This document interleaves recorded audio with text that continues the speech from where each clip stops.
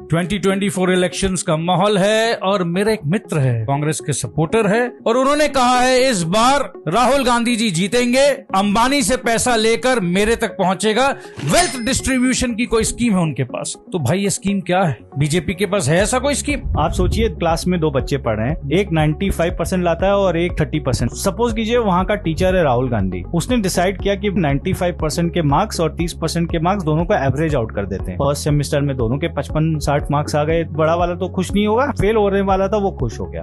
Second semester आया, जो 95% वाला मार्क्स लेकर आया था उसको लगा कि यार इतना हम मेहनत क्यों करें, ऐसे भी तो मार्क्स एवरेज आउट ही होने वाला है, तो थोड़ा कम प्रेशर लेते हैं, रिलैक्स रहते हैं। और जो फेल होने वाला था वो उसको लगा कि अगर मैं नहीं भी पढ़ूं तो भी 45-47 मार्क्स तो मेरा कहीं गया ही नहीं। जो 95% वाला था उसके आगे 65% मार्क्स, क्योंकि वो कम पढ़ा था, और जिसने पढ़ा नहीं था उसके आगे 10 मार्क्स। दोनों के वेल डिस्ट्रीब्यूशन में दोनों का एवरेज आउट हुआ, इस बार आ गया 40। थर्ड सेमेस्टर में 95 वाले को लगा कि भाई ये तो एकदम ही नहीं पढ़ता है, और फिर भी इसके 40 आ जाते हैं, तो मैं भी मजाक करूंगा, मैं क्यों मेहनत करूं। वेल डिस्ट्रीब्यूशन हुआ, एवरेज आउट हुआ, दोनों फेल। सो बेसिकली आप ये इंसेंटिव दे रहे हो कि आप मेहनत मत करो, आप काम मत करो, क्योंकि एनीवे आपकी संपत्तियां, आपकी प्रॉपर्टी, आपकी एसेट ले ली जाएगी और ऐसे लोगों में बांट दी जाएगी जो कुछ काम नहीं करते। मतलब आप सोच लीजिए, अंबानी जी 3 जनरेशन से मेहनत करके जो वेल्थ क्रिएट किए हैं, आप जो काम करते नहीं हो, आप सिर्फ आईपीएल देखते हो, ड्रीम 11 में आप जुआ खेलते हो, बेसिकली वो पैसा आपके पास आ जाए, अल्टीमेटली दोनों इक्वल हो जाए। दोनों क्या करोगे? दोनों समोसा की दुकान खोलोगे। अब समोसा की दुकान है, अंबानी की चल पड़ेगी। क्यों चल पड़ेगी? क्योंकि वो अच्छा बिजनेसमैन है, उसको आता है समोसा बेचना, वो बेच देगा और आपका समोसा बिकेगा नहीं, क्योंकि आप तो ड्रीम 11 खेल रहे होगे। तो अल्टीमेटली वापस वेल्थ डिस्ट्रीब्यूशन होगा, वापस 5 साल होगा, वापस राहुल गांधी जी वेल्थ डिस्ट्रीब्यूशन लेकर आएंगे। अब फिर क्या होगा? आप दोनों कहां पहुंचोगे? मुड़ी की दुकान खोलोगे, झाल मुड़ी बनाओगे। तो आप धीरे धीरे करके नीचे आते जाओगे, अल्टीमेटली दोनों भीख मांगने लग जाओगे। भीख मांगने में आप ज्यादा बेटर हो तो आप उनको बीट कर दोगे अंबानी को। अरे वाह रे ऋषि, ये है wealth distribution.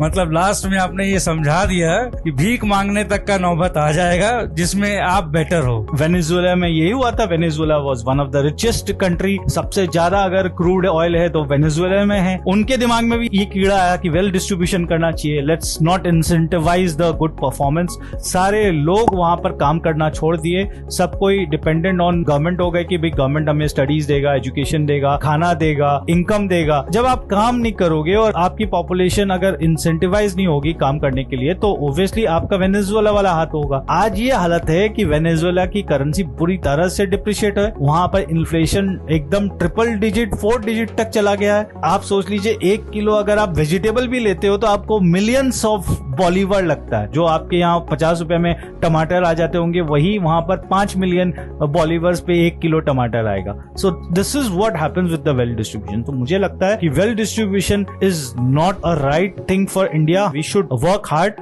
We should work smart and we should incentivize the entrepreneurship. कि जितना हम एंटरप्रेन्योर को इंसेंटिवाइज करेंगे उतनी जॉब्स क्रिएट होगी। हमें जॉब्स क्रिएट करना है, हमें इसको एक रकम हमें मुड़ी नहीं बेचना, मुड़ी नहीं बेचनी है, हमें भीख नहीं मांगना है।